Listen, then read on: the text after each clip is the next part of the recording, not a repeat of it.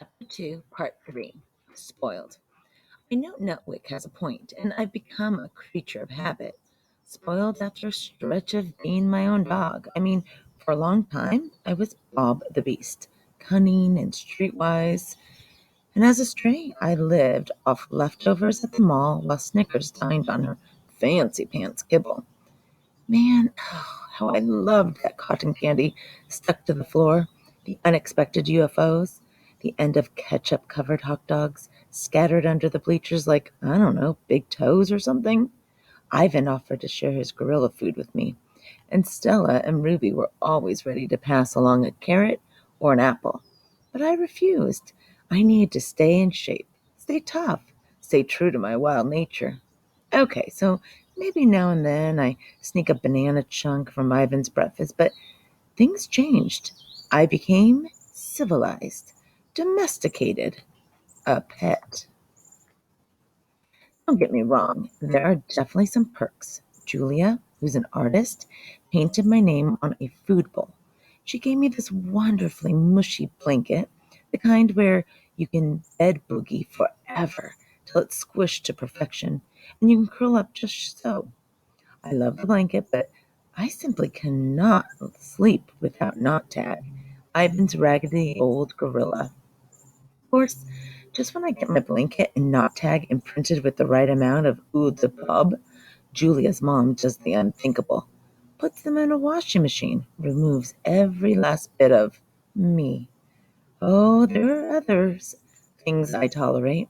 The daily walk on tug-of-war string after going stringless my whole life. The attempts to train me like that'll ever happen. Kisses, the cuddling.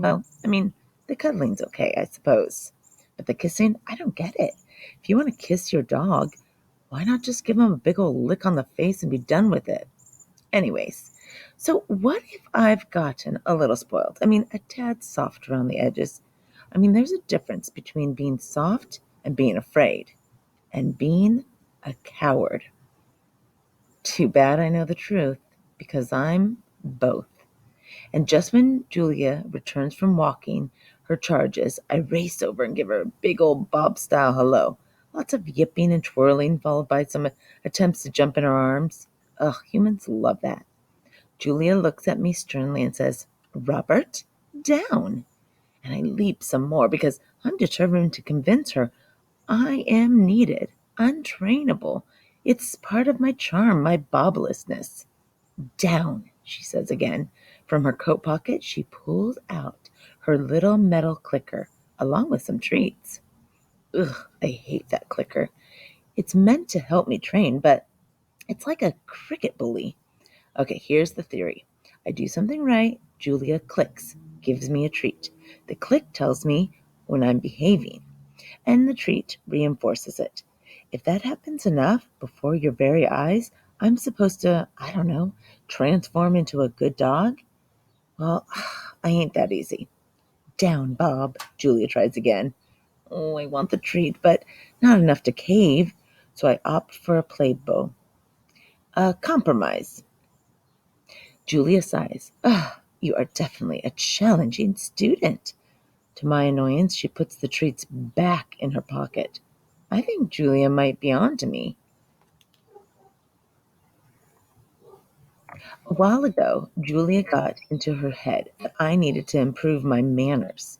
We went to a dog training class, and I wasn't really into the whole sit and stay and, do the tango stuff.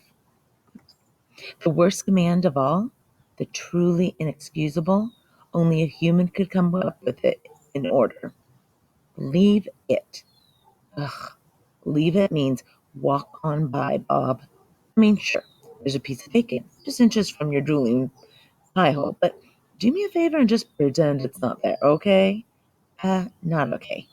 Where I come from, you never, never pass a free meal. UFO drops to the carpet, it's mine, and you'll be chowing it down before you can say, where the heck is my meatball? Within minutes, I was accused of being an under-motivated student, which is totally unfair. I am highly motivated. Just show me some cheese, please. Anyways, I may or may not have been a little unruly. Class clown stuff. tail spinning, a little random, this and that, some zoomies, just for show.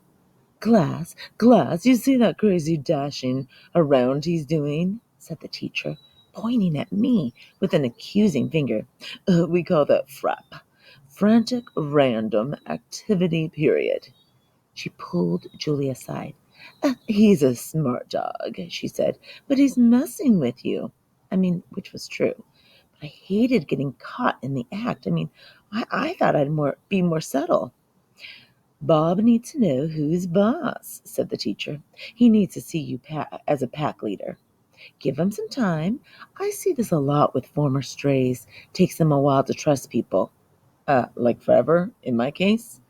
And so as we left the class early, I yelled, "So long, suckers," to my classmates. I couldn't help rubbing it in. Just a little.